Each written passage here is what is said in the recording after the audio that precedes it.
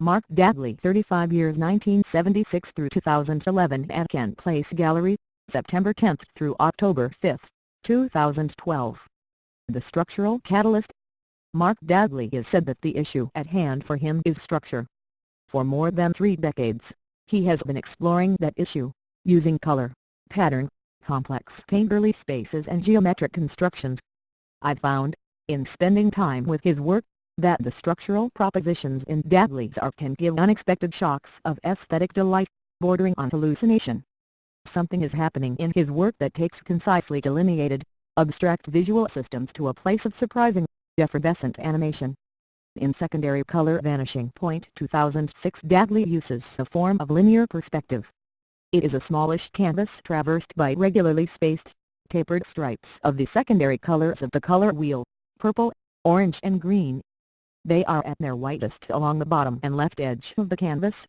The stripes narrow to converge at a vanishing point that coincides with the upper right corner of the vertically oriented painting. This all seems to suggest the imposition of a relatively simple and logical plan, but the result is far from simple.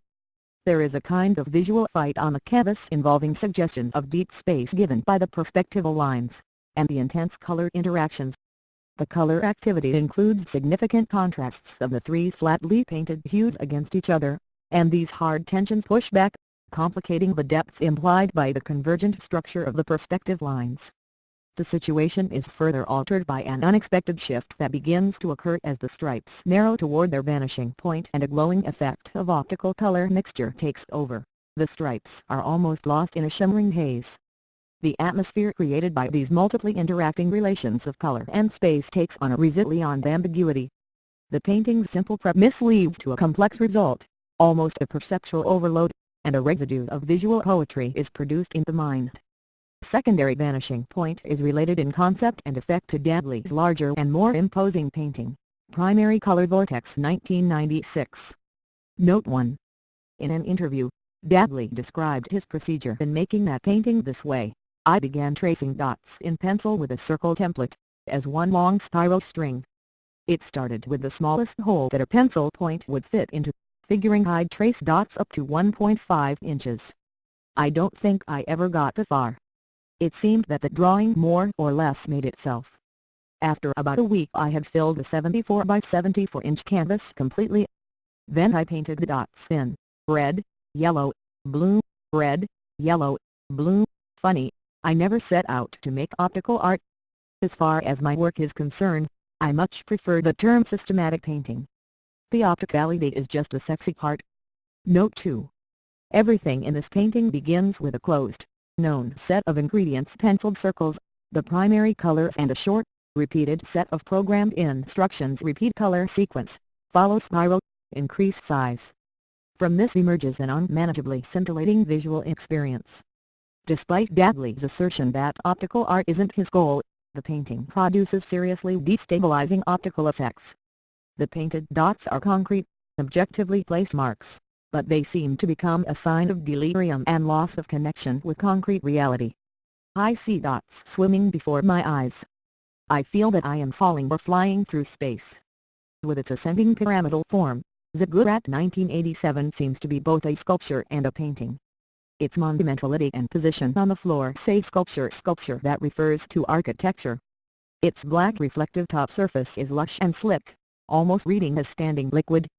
This surface is clearly a poured paint film, and the stretched canvas visible on the sides of each of the object's steps further links it to traditions of painting in general, and to other black paintings in particular. I think of Stella's pinstripe paintings and the black square images of Miletic. Ziggurat was made together with a group of other shaped wall and floor pieces whose thick, chunky forms contain notched, conjoined or cut-out shapes. When first shown, these shaped pieces by Dagley were likened to the little homunculi that populated video arcades of the 1980s, as icons in games like Tetris. I see another strangely animated aspect of Ziggurat. If I see it as a painting, Ziggurat has disorientingly left its position on the wall and made its way to the gallery floor, where it takes on a kind of life by telescoping up, pushing out of the flat picture plane and uncannily up into my space. 5-part painting 2001 appears to me as almost an emblem for the theme of perception raised to the level of hallucination. The 5 conjoined panels that together make up the painting have a look of clarity, symmetry and measure. This painting seems the gathering of a suite of 5 connected thoughts or a thought with 5 parts. The central part is made of stained glass, like blue and green colored window panes. Above and below are 2 long panels painted bright yellow with a drawn-on pattern of wood grain. To the left and right of the glass are 2 square panels that pick up the theme of dots or circles. For me, this painting creates an almost psychedelic sense of vision as movement from the concrete to the immanent to the embodied to the evanescent. The wood grain painted panels above and below are bright, opaque, flat and frontal, consonant with the plain surface of the picture. They seem to refer to literal, frontal presence and basic materiality, yet still suggest illusion. They are marked with a pattern of wavy lines that loosely mimics wood. The stained glass of the center panel raises topics of vision, transparency and translucency, portals, lenses, looking out, looking in, and the way the view of things can be colored and shaded. To the left, linear elements literally, tautly stretched bits of string pinned in place with nails enact a construction of a disc from geometrically arranged straight lines, complexly forming a 9-sided circular figure. In the panel to the right, an array of discs painted in red, blue and black float on a white field. In the Kent Place show, the morphing of virtual into actual or actual into virtual seems to be embodied by 5-part painting and amplified by its installation near 2 other works, Red, Yellow, Blue Orb 1999 and Flood's Universe 1995. Red, Yellow, Blue Orb develops its single central image out of a great number of primary colored straight lines drawn in geometric rotation like the string lines in 5-part painting. Flood's Universe is a constructed sculpture, consisting of a rectilinear wooden armature that supports a floating, hollow sphere. The sphere is a faceted shell made of numerous geometrically arranged, thin, straight, colored rods. So in this area of the gallery there is a compelling array of works that, separately and together, suggest the following sequence. Straight lines become a geometric figure. The geometric figure forms a circular pattern. The circular pattern creates the illusion of an orb floating in space. The illusion of an orb becomes real and begins to exist in real space. The sequence is also reversible, as I can move back and forth from element to image to illusion that will. This quality of something seemingly emerging and submerging again within a field or seat of abstract relations, and its aura of the hallucinatory, reminded me of this, from the late Terence McKenna, who wrote in depth about psychotropic experience. He was writing about the effects of certain unusual and powerful intoxicants.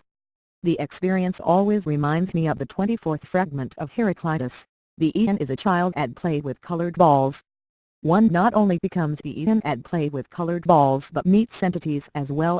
I describe them as self-transforming machine bells, for that is how they appear. These entities are dynamically contouring topological modules that are somehow distinct from the surrounding background. These beings are like fractal reflections of some previously hidden and suddenly autonomous part of one's own psyche. Note 3. I am not suggesting that Mark Dagley's primary intent is focused around the production of the kind of abstract phantoms I'm finding in the work here. I suspect rather that, as he is significantly engaged with fundamental questions of abstraction, his play with basic forms and structures continually yields up unexpected pops of visual energy. These sparks thrown off, the sexy parts as he has called them, are highly charged visual experiences. They provoke and engage the imagination. They perhaps mark points where his alchemy of visual elements begins to react and combust in especially unpredictable ways.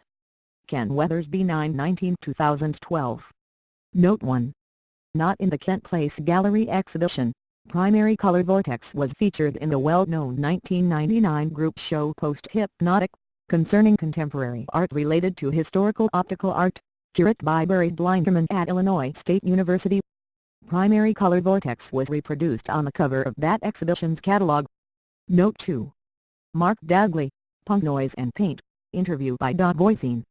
In Mark Dagley-shaped canvas selections from 1987-Space and Abaton Book Company, 2008-14.